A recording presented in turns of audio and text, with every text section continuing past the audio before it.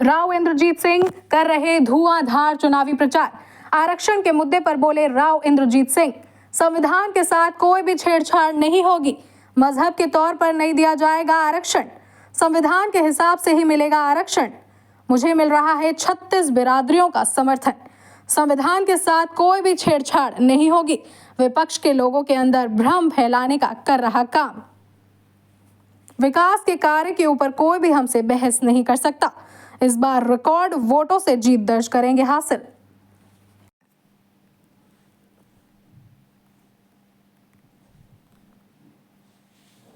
हरियाणा में राजनीतिक सरगर्मियां अपने चरम पर हैं। अब मतदान के लिए महज कुछ ही दिन बाकी रह गए हैं, जिसको लेकर अब हर प्रत्याशी सुबह से ही चुनावी प्रचार में जुट जाता है। ऐसे ही भाजपा के कद्दावर नेता और गुरुग्राम लोकसभा से प्रत्याशी राव इंद्रजीत सिंह धुआंधार प्रचार कर रहे हैं। आज उन्होंने धारूहेड़ा और रेवाड़ी में 1 दर्जन से ज्यादा गाँव में चुनावी दौरा किया और लोगों से वोट की अपील की।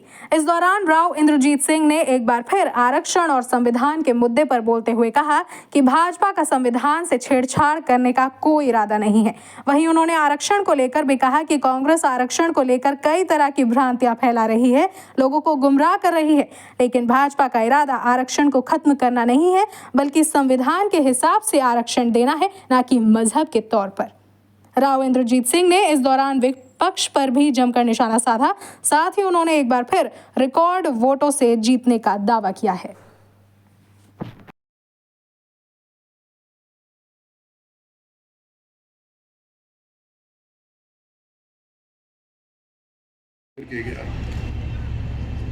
इस बार गुड़गांव सबसे बड़ा हलका है। मैं समझता हूं कि हमारी जीत तो बढ़ेगी बढ़ेगी। मेरी ये उम्मीद भी है साथ साथ कि शायद हरियाणा के अंदर इस बार हमारी जीत रिकॉर्ड भी कायम कर देगी।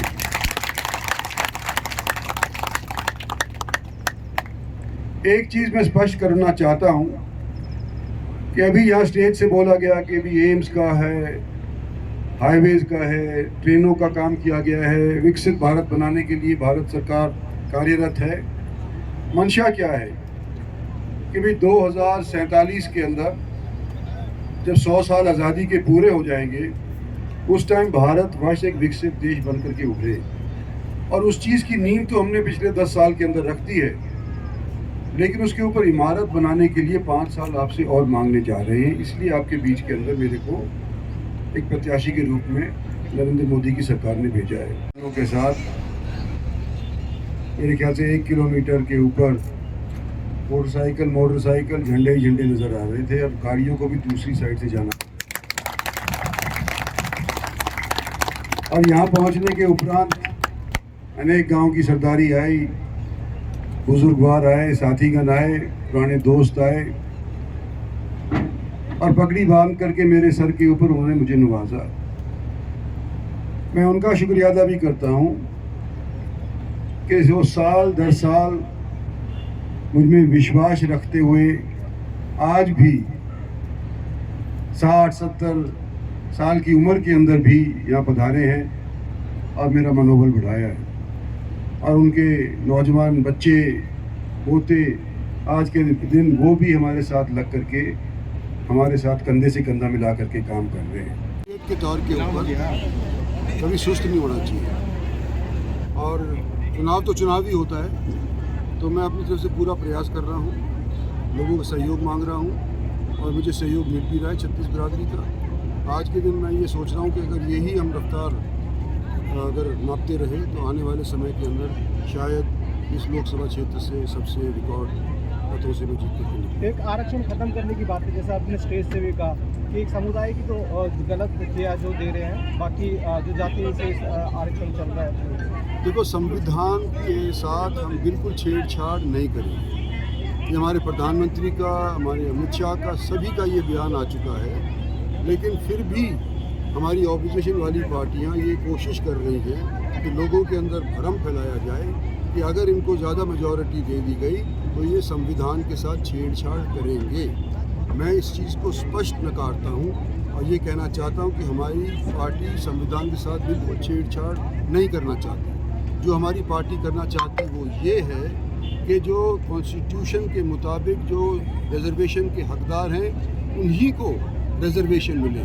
जिन लोगों को कॉन्स्टिट्यूशन के ऊपर अधिकार नहीं है रिजर्वेशन का, उनको रिजर्वेशन ना मिले, यानी कि मज़हब के तौर के ऊपर कॉन्स्टिट्यूशन अलाउ नहीं करती रिजर्वेशन, हम मज़हब के तौर के ऊपर रिजर्वेशन नहीं होने देंगे। ठीक है। कांग्रेस प्रत्याशी आए थे अभी कुछ दिन पहले, तो उन्होंने सबसे पहले एम्स एक बड़ी सौगात है क्षेत्र के लिए।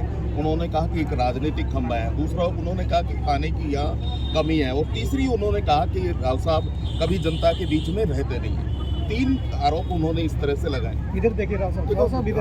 हम इलेक्शन लड़ रहे हैं विकास के कार्यों के, और विकास के कार्यों के ऊपर कोई हमारे से बहस कर नहीं सकता। जिस तरह का हमने प्रयास किया है, चाहे किसी भी चीज़ का हो, इंफ्रास्ट्रक्चर के प्रोजेक्ट हो, रेलवेज के प्रोजेक्ट हो, तो पर्सनल अटैक करने के में आता नहीं।